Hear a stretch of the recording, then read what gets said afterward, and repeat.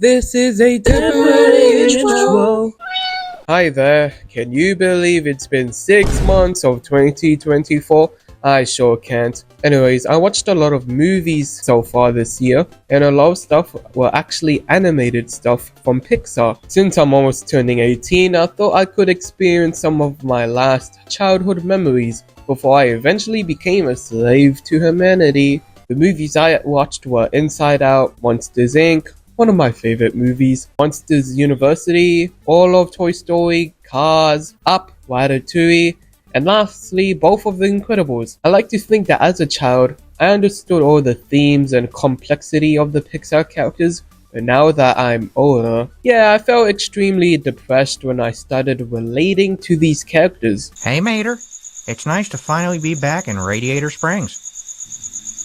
I want you.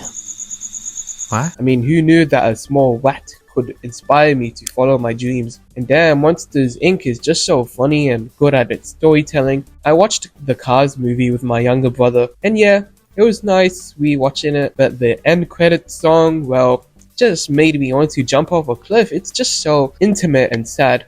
When you find yourself, that's when you find yourself. Moving on now. DreamWorks Animation. Kung Fu Panda made me cry again. Madagascar gave me some LOLs. Shrek gave me onions. Puss in Boots made me gasp at the beautiful animation. And then there's Megamind 2. We don't really talk about that. But thank God the movie exists, because without that stupid ass sequel, my YouTube channel would have never gotten this much views. So thank you, Will Ferrell. You're a lifesaver, man. I also watched the entire Despicable Me franchise. The first two movies, I like them.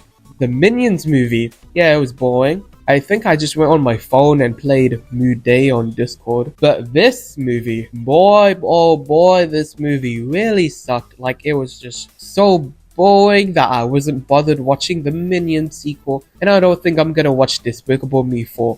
Gosh darn it, Michael Scott, you've let me down. No! Another blockbuster franchise I watched was The Monsterverse, as a way to prepare for the new Empire movie. I really like these movies, but I hope the future movies bring back the dark tone of the 2014 movie. An underrated movie that I watched was Loving Vincent, a movie about Vincent van Gogh, that guy that killed himself. So the most interesting thing about this movie is that each frame was hand painted.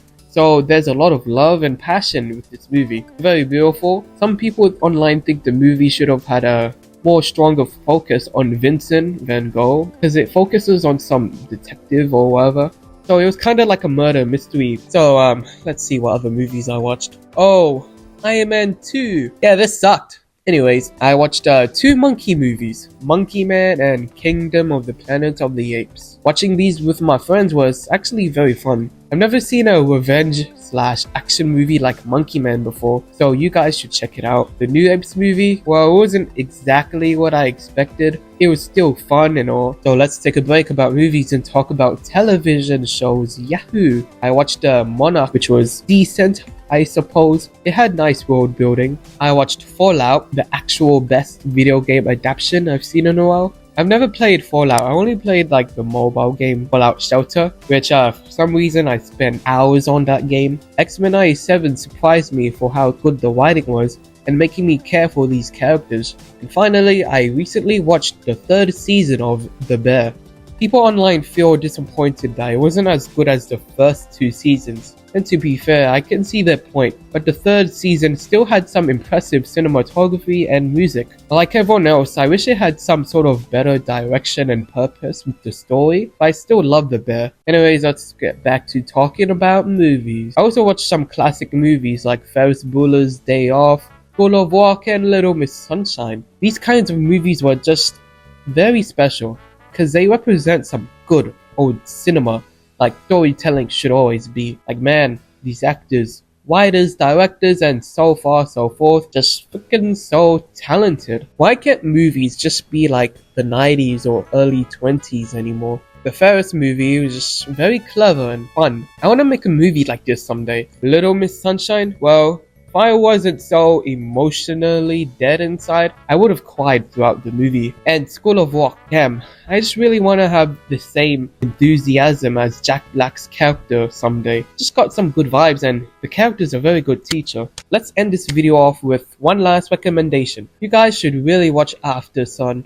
It's slow paced, but I love it. It's sad, it's miserable, and it's art. I can't really describe how intense these scenes and characters made me feel. So if you're mentally capable to handle themes like spoilers, but suicide, please watch After Sun.